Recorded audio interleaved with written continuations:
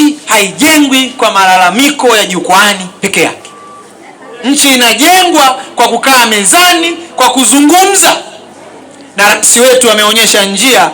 Tarehe 30 mwezi uliopita amewaita vyama vyote Ikulu Dar es Salaam kuweka msingi wa kujenga nchi yetu na msingi wa kujenga maridhiano. Piga makofi kwa Rais Samia.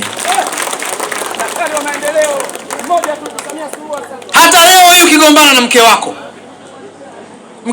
yuko kwao, anasema mimi kwa kweli yule bwana sitaki, nataka nyumba ya Kilongarwila iwe yangu, nataka kala, na huyu na yeye yuko huku, kila mmoja anazungumza upande wake. Mtapata mwafaka? Njoo ukishakuja pale kwangu niambie bana, ile nyumba ya pale Mazimbu nataka iwe yangu.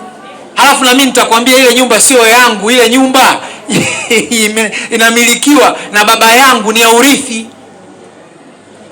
Kwa hiyo mimi nasema rais ameonyesha mwanga wa maridhiano, lakini wenzetu wanaohubiri masharti majukwaani waje mezani ili wayaseme wanayoyataka, na sisi tuwaulize hayo yanatekelezwa vipi. Watushawishi kwa hoja. Wakibaki kule kwenye majukwaa ya kisiasa, halafu wenzao wakaja kwenye mazungumzo, nani atakayezielewa hoja zao vizuri? Hakuna. Kwa hiyo rais kaonyesha njia kwenye maridhiano, na nilitaka nitumie jukwaa la Morogoro kuvitaka vyama vya siasa, msiishie kutaja orodha ya masharti mitandaoni, orodha ya masharti kwenye mikutano ya hadhara. Njooni katika mazungumzo, itikeni wito wa nia njema ambao rais ameonyesha. Halafu mkisha kuja kukaa, yale mnayoyasema tunataka hiki, sasa mtayasema tukiwa tumekaa mezani, tunaulizana, wewe unamaanisha nini? Namaanisha hivi. Hii sheria inasemaje? Inasema hivi. Tupite njia gani? Hayo yanawezekana kuzungumzwa mezani, hayawezekani kuzungumzwa kila mtu yuko nyumbani kwao. Morogoro hoi! Morogoro hoi! Na vyama makini vya siasa haviogopi kuzungumza. Tulizungumza na CUF Zanzibar baada ya machafuko yaliyotokana na uchaguzi wakati wa hayati Dr. Benjamin Mkapa. Tukakaa, tukazungumza, tukapata muafaka. Leo ule muafaka ndio umezaa serikali ya umoja wa kitaifa Zanzibar. Muafaka ule ndio ulizaa mabadiliko ya katiba ya Zanzibar. Juzi tulikuwa na shida na ACT, wamekaa wazee, ACT wakaja, Chama cha Mapinduzi wakakaa, wamezungumza na wamefika mahala pazuri kwa kupata muafaka.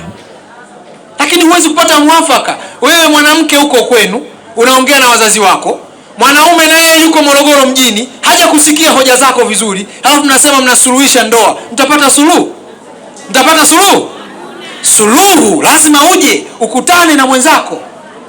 Inawezekana ukikutana naye moyo wake kwa kutazama kwa mapenzi akasema, mke wangu basi ameisha, hebu njoo tujenge familia yetu.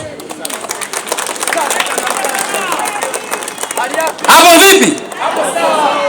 Waje kwenye meza ya mazungumzo. Hayo wanayoyasema majukwaani wayaseme kwenye meza ya nini? Ya mazungumzo. Watu wote wanataka nchi yetu iwe na amani. Watu wote hatutaki vurugu kwenye nchi yetu. Lakini vyama makini vya siasa haviogopi kuzungumza. Haviogopi kuzungumza. Kwa hiyo huu ni wito wangu, na mimi niwaombe sana wenzetu waje mezani. Rais nampongeza sana. Tena akasema maneno mazuri. Anasema bwana, wale wenzetu bado tunaendelea kutafakari, wanazungumza mazungumzo yao, wana masharti yao. Sasa hayo masharti si uende Ikulu pale, mwambie mwenyekiti wa CCM na rais, sisi bwana hoja zetu ni hizi tu, ukitatua hili na hili na hili sisi tutapata faraja, tutaona mambo yanakwenda vizuri, na yeye ataiona nia njema yenu kwa sababu mmekuja kwenye meza ya mazungumzo. Lakini wewe unampa sharti rais, umekaa kule kwako, nataka hiki. Sasa huyu rais kachaguliwa, na yeye anapokeaje masharti kwako? Akiamua tu kusema haya masharti siyapokei, utamfanya nini? tutumie nguvu ya hoja. Nimalize. Siku moja mahakamani nilimsikia Bwana Tundu Lissu, mwenyekiti wao. Tundu Lissu alisema hivi: endeleeni na kazi ya kujenga chama, nisiwakute nilipowaacha. Wangapi waliona ile clip? Alikuwa anawaambia viongozi wale wa Chadema, nisiwakute nilipo, endeleeni kujenga chama. Sasa mimi kwa akili yangu nikasema, huyu mbona kama kashawapa ruhusa, endeni kwenye maridhiano, kwa sababu wale wanaendelea. Sasa anawaambiaje nisiwakute nilipo? Maana yake anawaambia kama kuna mchakato wa maridhiano, nendeni mezani mkazungumze. Sasa wale kwa sababu busara yao ndogo hawaelewi wenzao wanawaambia endeleeni nisiwakute nilipowaacha. Kwa hiyo Lissu anataka maridhiano hayo yafanyike. Sasa hao jamaa hawaelewi. Wao wameng'ang'ana tu majukwani. Wameitwa Ikulu tarehe 30, wamegoma kweli. Sasa sijui wanafurahia mwenzao yuko jela mule. Njoo mezani. Wewe si unasema huyu aachiwe, tunamwachiaje? Tuambie. Katiba hii, sheria hizi, tuonyeshe njia ya kupita. Kwa hiyo mwenzao kawaambia endeleeni, kawaambia kijanja, lakini hawa hawaelewi. Wanasema hatutaki maridhiano mpaka sharti hili, sharti hili, sharti hili.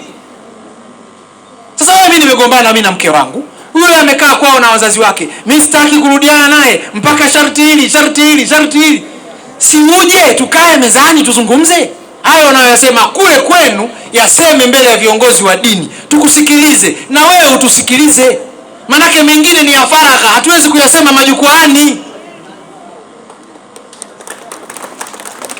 Sasa unataka mimi kwamba ulininyima unyumba mwezi wa 3, unataka naye nisimame jukwaani niseme? Morogoro oye! Yanasemeka jukwaani. Na si tunayo ya kwetu, tunataka kuwahoji.